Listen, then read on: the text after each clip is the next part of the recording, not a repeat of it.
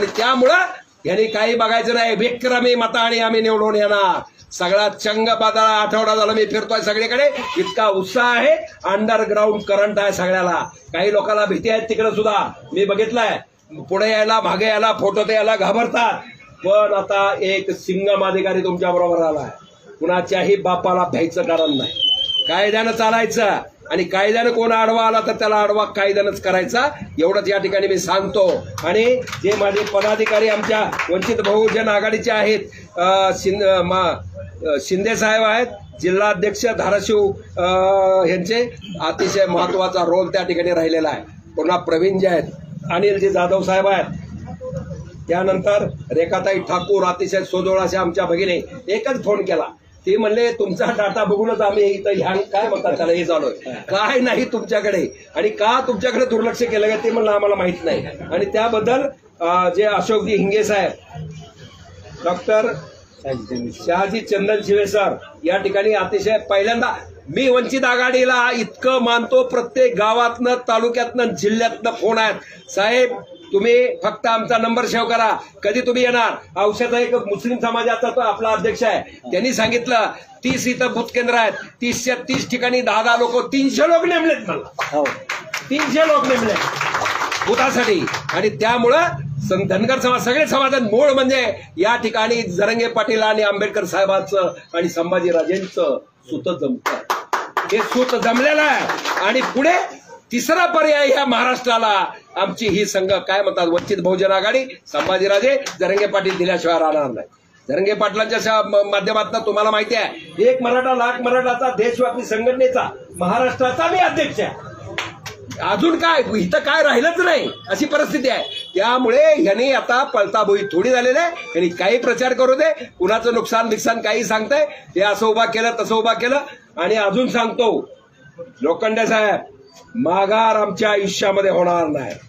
कुणी काय बेदम देऊ दे, माझी जप्ती काढू दे, निलाव करू दे, घर विकू दे, नाही तर काय करायचं ती करू दे, एक दिवस मी त्या संबंधित अधिकाऱ्यावरती वेळ आणल्याशिवाय राहणार.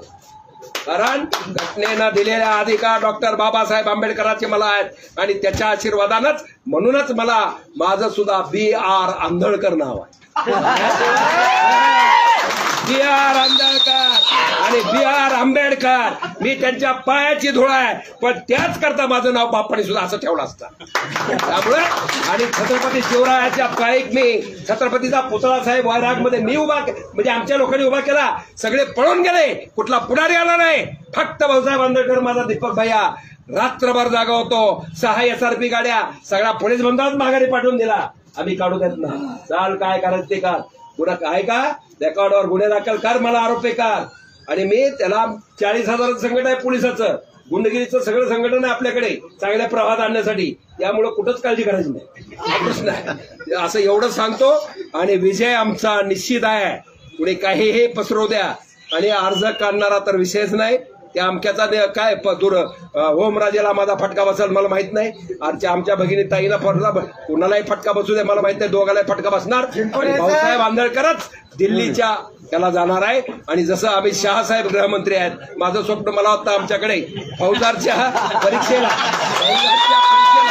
या ठिकाणी नापास होतो, फौजदारच्या परीक्षेला MPSCला पोरगा नापास होतो, पण UPSCला काय IASच्या IPSच्या परीक्षेला पास होतो. तसं माझं झालंय, आमदारकी मला नाही दिली, मला खासदारकी द्यावेच लागणार. त्यामुळं केंद्रामध्ये सुद्धा गृहमंत्र्याचं पोस्ट आहे.